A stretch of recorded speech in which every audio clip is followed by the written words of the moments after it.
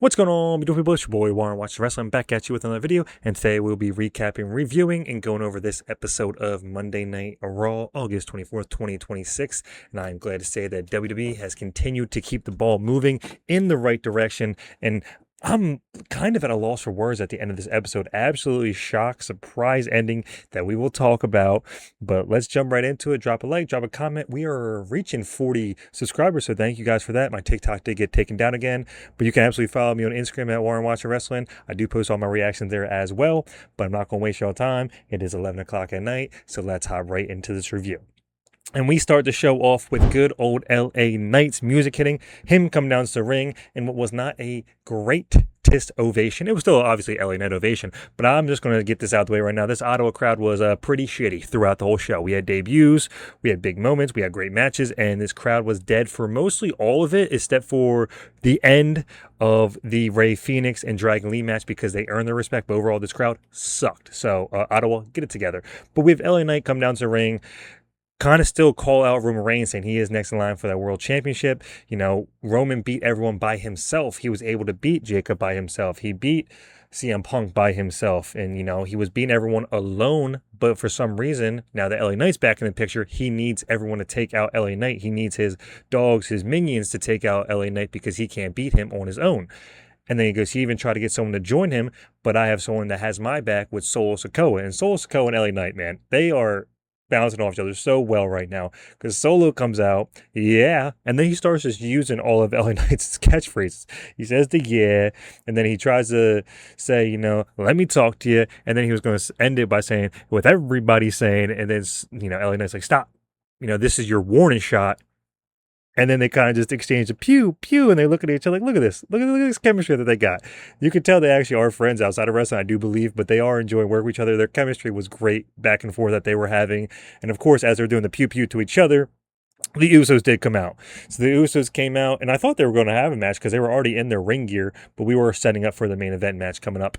But the Usos come out. They say, you know what, you think you're a funny guy now, you're a clown now, da-da-da. This is your warning shot. Bow. And then we have probably what was the, actually, I can't say it. One of the funniest moments of the night, though, which was Solo Sikoa acting like he's in the Matrix, dodging the shot, and look at LA Knight hyping him up in the background as well. Opening segment, like I said, these two, you can tell Mr. Solo Knight, they have a lot of fun, and I think they're going to be a fun tag team. They did have a little serious moment later in the show when they were backstage together, where it was a little more like, hey, like on a serious note, I do want to thank you for having my back. LA Knight's like, hey, you don't have to thank me, just, you know, don't make me regret helping you out. So they are going to have a lot of fun. If these two stick together, the promos, the chemistry they're going to have, they're going to try to break each other, make each other laugh. It was a very, very fun way to start the show off. It is nice to see Solo stay heel, or not stay heel, still babyface and not be a heel, and still be over with the crowd. Like I said, this crowd was kind of dead for this, but I think in a better stadium, they'll both get bigger, louder ovations because it is nice. The chemistry they have, like I said, was tremendous. So a very fun start to the show. And then it was time for the first match, which was Stephanie Vaquer taking on Roxanne Perez. And it went, you know, exactly the way that you think it would go. We had Stephanie Vaquer facing Roxanne, and then she did hit the SVB, which I thought was going to be the finish, but then she did go up to hit her, I think it's the top rope corkscrew spinal tap is the name of it. She was setting up for that. Of course, there was interference, and then after they interfered, Becky Lynch's music hits. She comes down, takes out the Judgment Day. Stephanie Vaquer picks up the win. And her finish was actually, I forget what they call it, but it's the move where she double underhooks them, lifts her leg straight up, and hits like a code breaker type of move. That was the finish, so I don't know if they're going to change that to her finisher for like non-PLE matches. I'm sure the Spinal Tap's still going to be her PLE finish. But yeah, obviously they were going to win here, as you can imagine, post-match, you know, beat down, but that really didn't happen. The only thing I will say that does kind of suck is, you know, once the match was over, Becky Lynch literally just threw Liv away like she was trash. She just kind of picked her up, threw her the stanchion, threw her out of the scene, and that was the end of Liv, and then we went back to the good old-fashioned stare down between Becky and Stephanie. I'm all for Stephanie and Becky, that feud that's going to happen. They're going to feud. They're going to have a match. I still thought we were going to get the number one contender match, but the way we're treating Liv right now is absurd. Liv is just a title prop. She's not even a character. She's just a prop, man. We need someone to take the title off her is really how we are treating her right now, which is kind of insane, all things considered, because Liv is still one of your biggest stars on Monday Night Raw. So the fact she's just being legit, like this picture showing, thrown out like trash right now, thrown to the side so we can build a bigger feud off her is kind of crazy because she is your women's champion. She probably should be standing a little bit taller and stronger than what she has been so far. But we aren't getting a number one contendership match because they did actually announce in a backstage segment that in 2 weeks, yes, 2 weeks, we're going to get Stephanie Valkyrie taking on Liv Morgan for the Women's World Championship. And I can honestly see them pulling the trigger there. Like, I see them just wanting to take this title off of Liv. It's clear that they don't see, like, a real champion in Liv. She doesn't have defenses as it is. Hell, like I said, the storyline built around her right now is built around Stephanie and Becky, not even really around her. She's just a side character to her storyline. Again, we've seen this at SummerSlam. She was a side character. She was more involved with Danhausen and Dom than she was with her own feud with Io. So this title run has been absolutely atrocious. I don't blame Liv Morgan for the bad title run. I blame the booking of Liv Morgan for the title run. But yeah, we're set up for this match. It might end in shenanigans with Becky Lynch getting involved so we can have that triple threat set up, and then maybe she'll lose that triple threat, whether that's at, I guess it wouldn't be Sunday Night Main Event because it'd be after that if it's at Money in the Bank or whatever show down the line.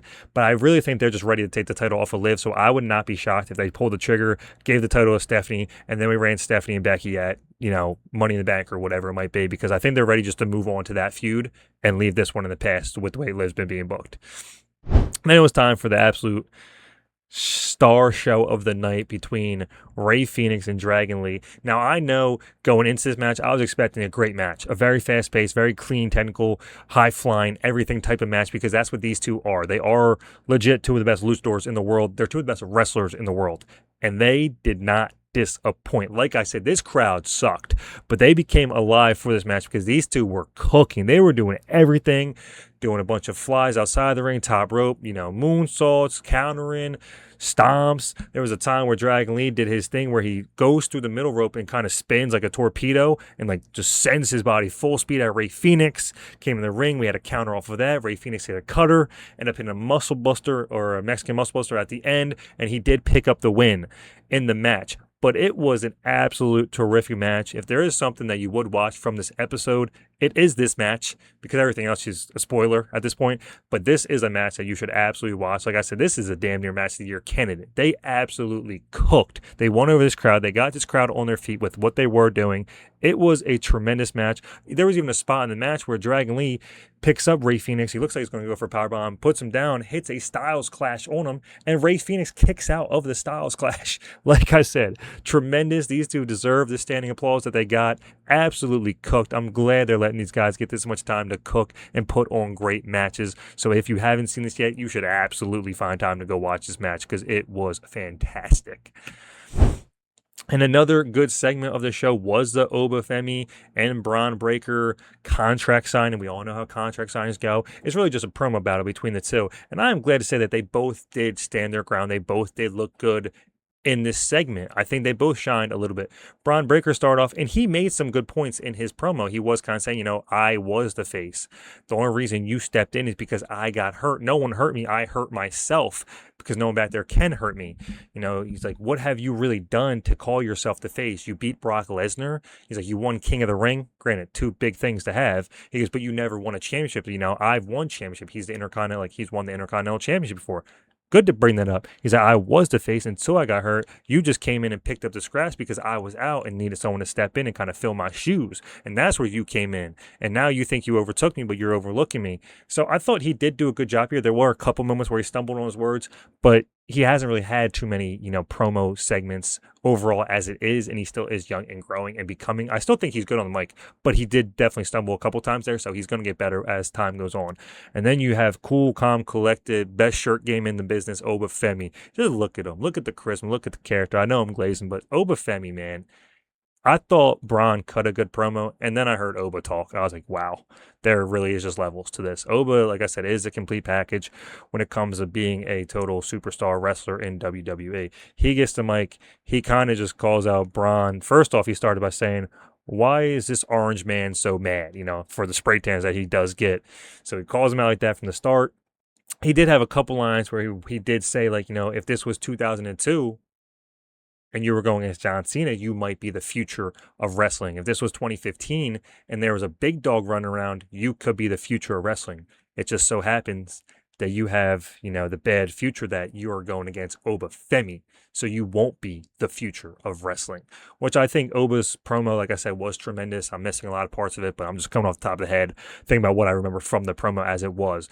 But yeah, Oba absolutely sends a great promo saying, I still am going to be the future. I already did more than you. It's like I'm more accomplished. And I do believe that even if Braun was healthy, Oba Femi would still be where Oba Femi is because he is just that special. But with Braun being hurt, I'm glad they are making this the storyline for these two is the next face of the business, because these two are probably 1A and 1, or 1A and 2 of the business moving forward. And then when Braun gets it back, he signs a contract, and then he picks it up as if he's going to walk over to Oba and hand him the contract, but instead he goes over to Paul Heyman, which this was kind of confusing because Paul Heyman did introduce Braun for this segment. He was the one that introduced Braun and called Braun out to the ring, acting like he's still his, I don't know if you call him his wise man, his oracle, whatever he might be. But then Braun starts pressing Paul Heyman, saying, Oba, you can sign this, or I can let your daddy sign it. And he hands it to Paul, saying, you try to give up on me. Brock came back, you gave up on me. Oba's here now, you're giving up on me. You're back in Oba, which is very, very true. Once again, you're calling out the BS. Like, he did give up on the vision once Seth kind of got hurt. He left for Brock Lesnar, and he was backing Brock Lesnar. And this seems like since he's came back, he's been Brock and Oba Femi. But Braun did call that out. And of course, this was kind of a setup because as he's pressing, Paul Heyman, he just turns around and attacks Oba Femi. And so he kind of knocks Oba Femi down, and then Oba Femi gets the upper hand. And as you can imagine, Austin Theory comes out to the ring. I really wish that he didn't even come out because it would be better off without him around. Like, just let Braun be by himself. He does not need the vision at all as a part of this feud. It really just brings it down, in my opinion. But Austin Theory really just came out because someone had to go through the table. You're not going to put Oba through the table. You're building Braun up. You're not going to put him through the table. So Austin Theory just came out to get put through the table is really all that was. So solid brawl. Oba does end up standing tall, and he kind of ends the segment by saying, in 2 weeks or the 5th is what he said, that he's going to beat Braun Breaker. And I'm not going to lie, I am very excited for this match because I think it can go either way. I don't think it's impossible to say Oba Femi loses this match. If he does lose, I don't think it will be clean. I think it will be maybe the return of Bronson Reed. He did kind of debut in the Vision at Saturday Night Main Event, so maybe he'll come back to help Braun Breaker beat Oba Femi, and they can just run B&B again. But I am very intrigued by the feud, and I am excited to see what they can put on because they can both go in the ring. Braun even said that he goes, I'm going to take you in deep waters somewhere that you've never been before, and you won't be able to keep up. You won't have the stamina to keep going. Which, if that's what they're using, then good. Hopefully they can let Oba Femi have a 20, I doubt they're going to go 25 minutes as Saturday Night Main Event, but let Oba Femi have a 15 to 20 minute match. He can absolutely go more than, 10, 12 minutes that he's been doing. That's just the way Brock works. I really think is more or less the case, and they'll have him squash people. But if you want to have him have a real competitive match, he can go easily 20 minutes, and I hope that is what they do, so both these guys can look strong no matter who loses the match. And we had the weak part of the show. We had Big Cass come out, make his entrance to generic number 18 theme song for a big guy. I thought it was kind of a very shitty, what's the word I'm looking for here? Just appearance overall that he did have. Like the screen, the music, the whole nine was not great. He came out with just jeans and boots on, or Tim's on. So I guess he's wrestling in Tim's moving forward. But, and the match surprised me because Cass just won clean. There was no interference. There was no sneaky stuff that he did. There was nothing really outside the realm of a normal wrestling match. He just beat Javon Evans clean, which I hate. I hate it. I mean, I hope, I should say, not guess. I hope that we give Javon Evans a win back down the line.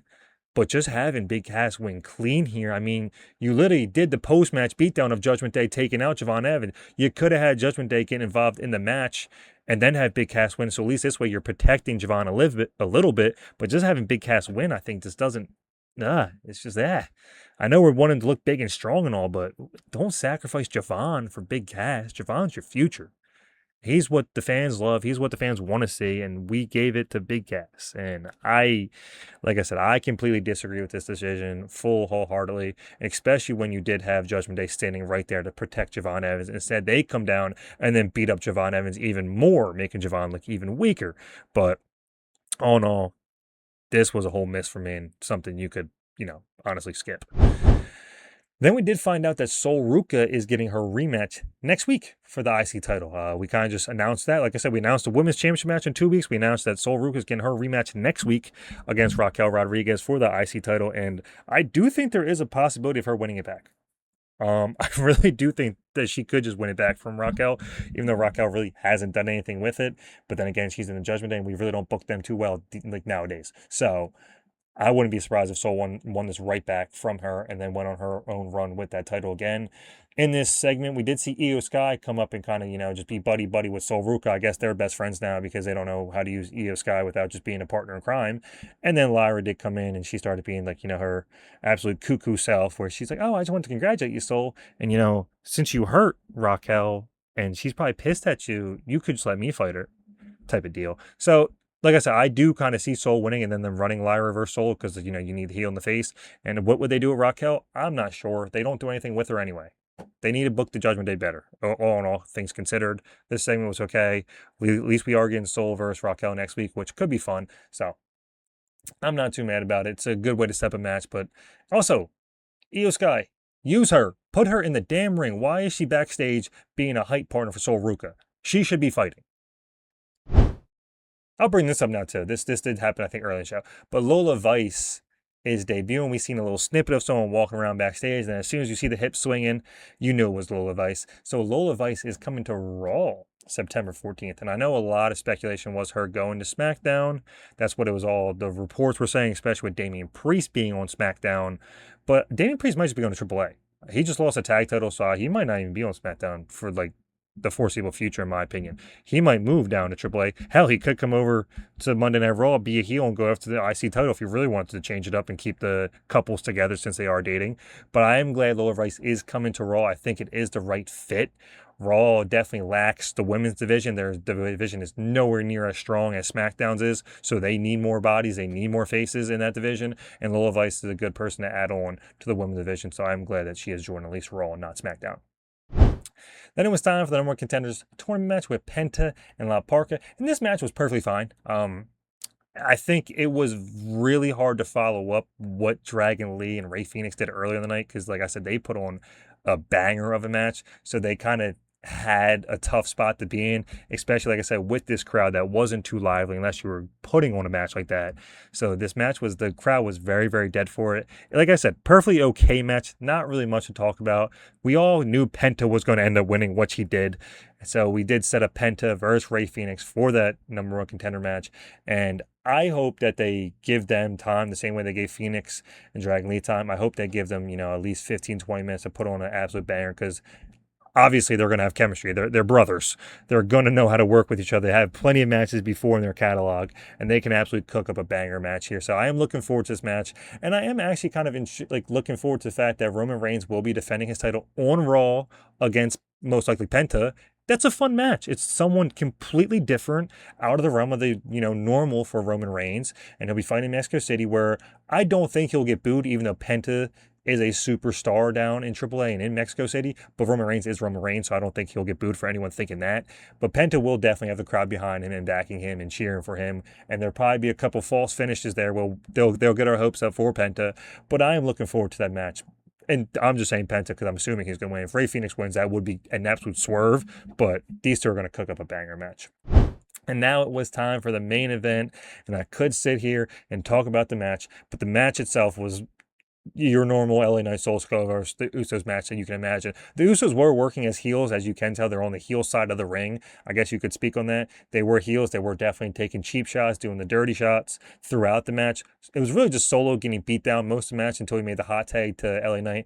But the match is not the talking part here. The talking part is towards the end. We have Jey Uso outside, Roman Reigns, you watching this? Yeet, and as he's standing there, kind of looks over and someone's sprinting at him, and he gets ran through the wall. Now, granted, I do find it kind of funny. He's trying to cover his face as if Royce Keys isn't built like a goddamn refrigerator as it is. But he's massive, so you knew it was Royce Keys by the spear through the barricade as it was.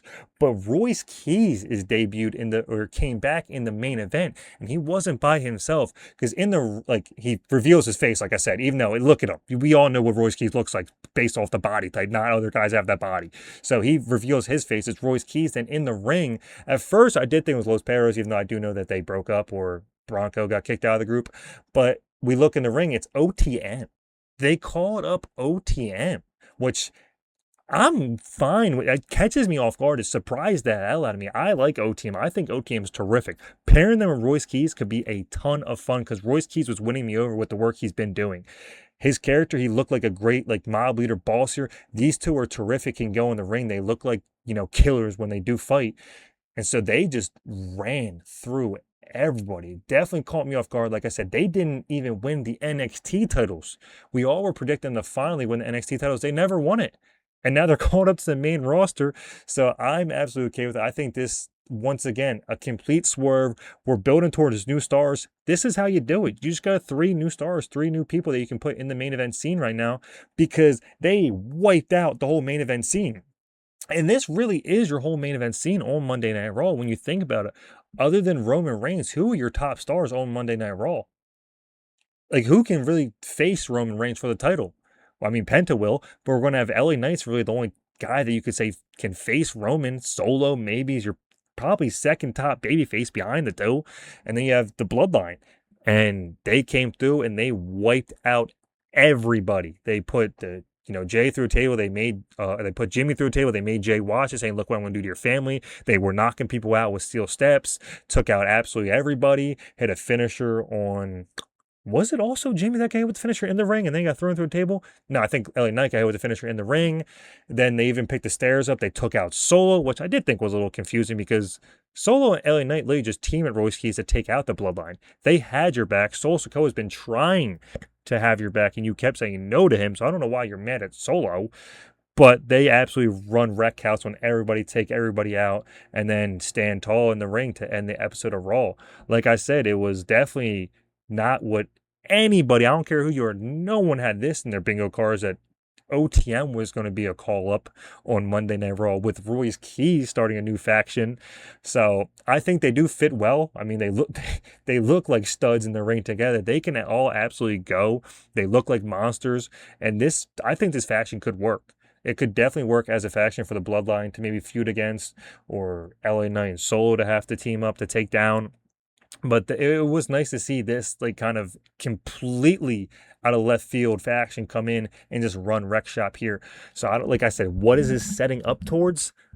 I'm not sure, but all I know is that OTM might just skip the NXT tag titles and go get the title off the Vision is something that I see happening pretty soon. If we're going to have them come in and take out main eventers on their debut, which is insane to think about. They came in and took out main eventers on their debut. I definitely see them taking that tag title off of Braun and Austin Theory in no time. And they might be set up for a match with Royce Keys and Roman Reigns, I know a lot of people want LA Knight to be in Money in the Bank. Maybe this is your way to keep him out of a title match at Money in the Bank, have Royce Keys go in that title match, and maybe have LA Knight go be in the Money in the Bank where he can win a Money in the Bank title or Money in the Bank briefcase. But yeah, all things considered, I thought this was an absolutely terrific way to end the show that left people shocked. And as I said, the crowd wasn't going crazy because this crowd was terrible the whole night. But if this was in a bigger, better arena with a better crowd, this could have been a huge moment for these guys. So they definitely are kind of facing an uphill battle because I don't think a lot of people are familiar with them unless you are an NXT fan. But yeah, definitely a hell of a way to end the show. And I'm tuned in, and I want to see what they do with them next week or where things go moving forward. So all in all, I do think that this episode of Raw was actually, all things considered, a really, really damn good episode of Monday Night Raw with OTM and Royce Keys standing tall to end the show. But those are my full opinions of the show. I said WWE has been cooking since, honestly, SummerSlam. They had a couple or a week and a half that was bad TV, but then they went right back to cooking once again. So whoever's in that writing room right now has been playing with fire. And this was another great episode. definitely something you should watch. Was an early start time, which did catch people off guard, but yeah, definitely was a show worth watching. More swerves, more new people on the show, good matches, good promos. So yeah, definitely a solid episode, and we will be watching NXT tomorrow. But without further ado, it's been your boy Warren Watch Wrestling. Y'all stay beautiful, world.